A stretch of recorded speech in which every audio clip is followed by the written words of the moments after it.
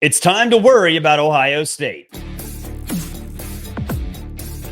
You are Locked On College Football, smothered and covered, with your host, Barrett Sallee.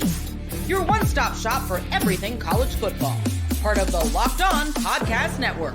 Your team every day.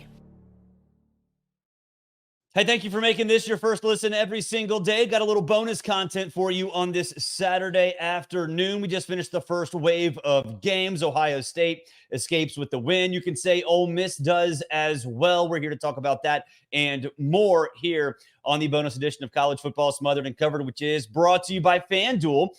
$5 bet gets you $200 in bonus bets guaranteed. That's right. You place one $5 bet, you get $200 in bonus bets guaranteed only at FanDuel, America's #1 sportsbook. And yes, it is time to worry about Ohio State.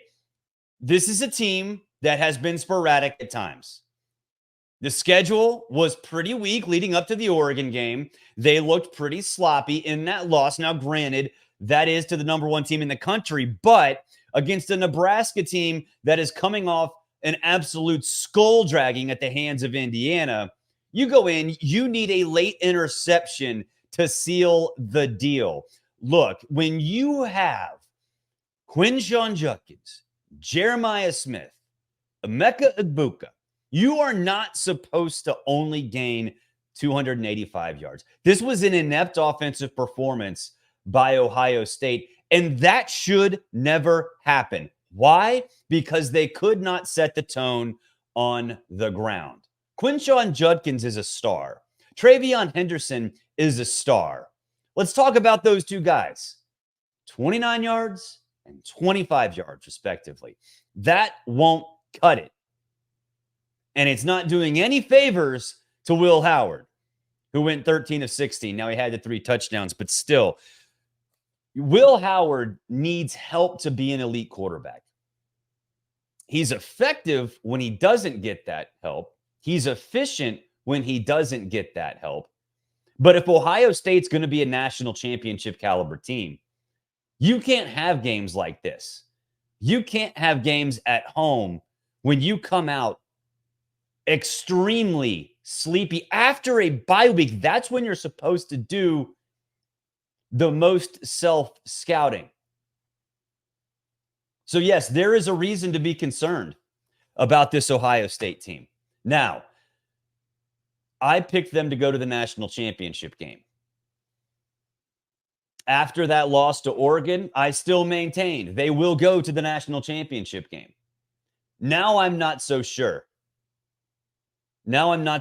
Because this team, to me, you have flaws like this, where you just sleepwalk through full games against a much lesser opponent. And Nebraska is a lesser opponent.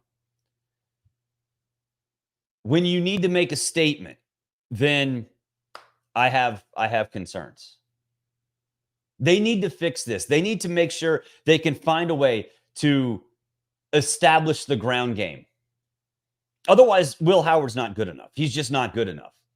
Now, I think in this game, more specifically, Nebraska, ball control is not something that I think matters all that much in this day and age. It did in this game. Nebraska basically suffocated and deflated that football all game long. Third down after third down after third down. Fourth down. Actually, take that back. Not fourth down, just third down. Dylan Raiola played fine.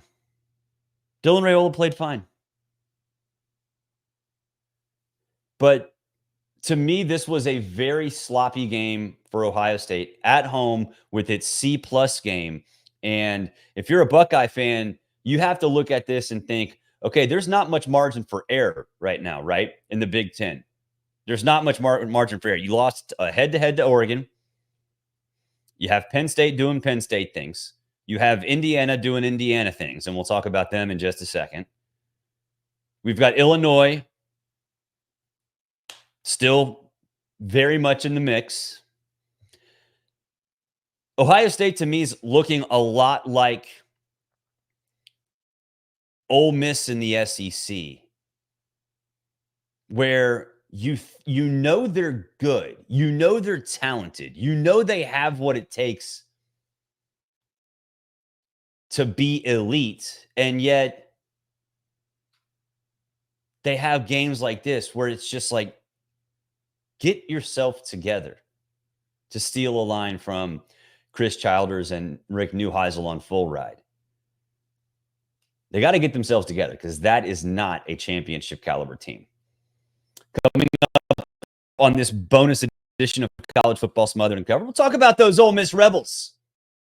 Segment 2 coming up. Today's show brought to you by PrizePicks. You can now win up to 100 times your money on PrizePicks with as little as 4 correct picks. It's the best way to get in the action on in over 30 states, including California, Florida, Georgia, and Texas. It's the only real money daily fantasy platform with injury insurance, so your lineups stay in place, even if one of your players gets injured. If your player leaves the field in the first half but doesn't return, PrizePicks keeps your lineup live. It's all there for you. I got into PrizePicks during COVID when sports started to come back. It kept it interesting. I'm not the biggest NASCAR guy. I got into NASCAR. I love golf. Got even more into golf with PrizePicks. They do a great job. Sign up today and get $50 guaranteed when you play $5. You don't even need to win to receive that $50 bonus. It's guaranteed. PrizePicks also offers weekly promotions that can lead to big payouts like Taco Tuesday. Every Tuesday, PrizePicks discounts select player projections up to 25% to provide even more value for your lineups. Download the app today and use Locked On College to get $50 instantly after you play your first $5 lineup. That's right. Use promo code Locked On College. After you sign up on the app, you'll get $50 instantly after your first $5 lineup. Okay, let's talk about those Ole Miss Rebels. It's one thing to look subpar against Oklahoma's defense, because Oklahoma's defense actually is really good.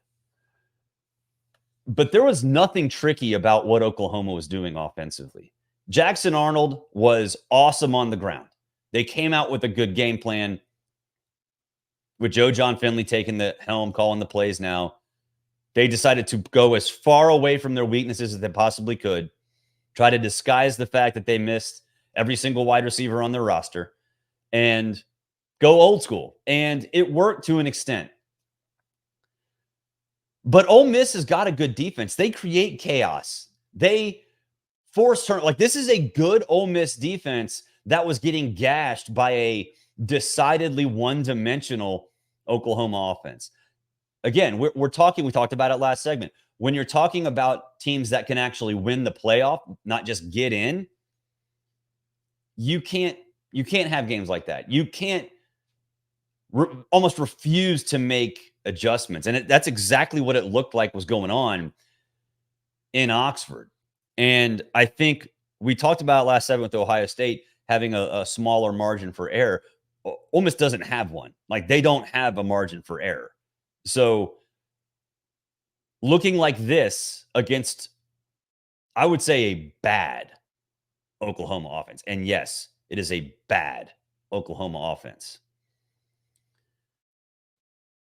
Doesn't bode well for the future. They got Georgia coming up in a couple weeks. I'll be there covering that one.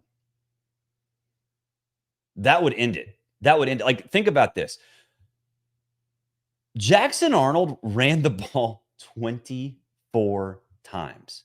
24 times. Now, granted, he was sacked 9 of those. Those count.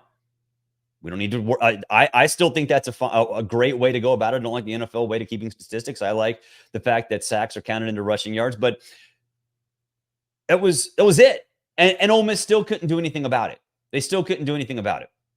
Now, there was some option mixed in, and okay, I guess that was enough. I mean, Barnes had what? 67 yards. 67 yards. In the second half, you saw them make a concerted effort to get him more involved on what looked like zone reads, but really were more designed runs. Okay, but the Rebel defense is supposed to make adjustments. They're supposed to recognize, hey, they got nothing. Let's creep 2 safeties up. It didn't seem like they did that. So Ole Miss, you don't have a margin for error. And I don't think you can continue the way you are without dropping at least 1, maybe 2. So poor performance, especially at home, man. So disappointing for Ole Miss to have that kind of performance at home. Take a break. Hoosier Mania coming up on the other side. Show brought to you by FanDuel. $5 gets you $200 in bonus bets guaranteed. That's right. You place your first $5 bet at FanDuel, you get $200 in bonus bets guaranteed.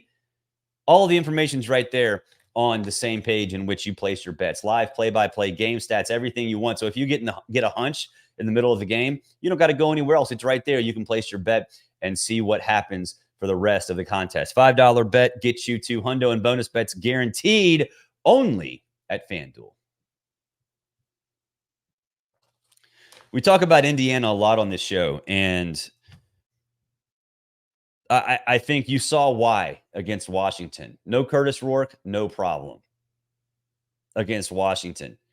All the hype, all the buzz, game day there didn't matter for Indiana. They have not trailed this season. They've won every game by 14 or more points. This is a very, very good Indiana team that has put itself in position to make the Big Ten championship game. At this point, frankly, I'd be surprised if they don't make the Big Ten championship game. And if they continue to play defense the way they do and they get Curtis Rourke back, that team's dangerous. More dangerous than I think a lot of other teams in the Big Ten. And based on the way Ohio State played today, maybe even more dangerous than Ohio State. And we'll see. We get that game late in November. I love this Hoosiers team. I love Curt Cignetti. We talked about it last week. He's going to get offers from every single program around there, even if they're not even considering making a coaching change quite yet. He will still get offered. There are going to be dollar bills parachuting in onto his house. I mean, this is one of the best coaching jobs I've seen in a very long time. This is a broken Indiana team that he has taken to a legit top 10 team, a legit Big Ten contender, and a team that has no fear. And I think that's the most important thing. All the spotlight, the bright spotlight on them didn't matter. Didn't matter. No fear. Go out there, do what you do. Doesn't matter. You don't have your quarterback. Play your game, play your defense the way you play defense. Go out there, build a lead, and then suffocate your opponent. That's exactly what they did. So good job, Curt Cignetti. That'll do it for the weekend edition of College Football Smothered and Covered. For your second listen, go listen to Locked on College Football. Spencer McLaughlin does a great job over there. As for here, got a big night. Got a big couple days in our world. Got a big week in our world. We'll talk all about it here. So subscribe. Hit that notification bell. Like. Write a review. Write a comment. That's the way to get this show seen by the masses. Y'all have a good one out there.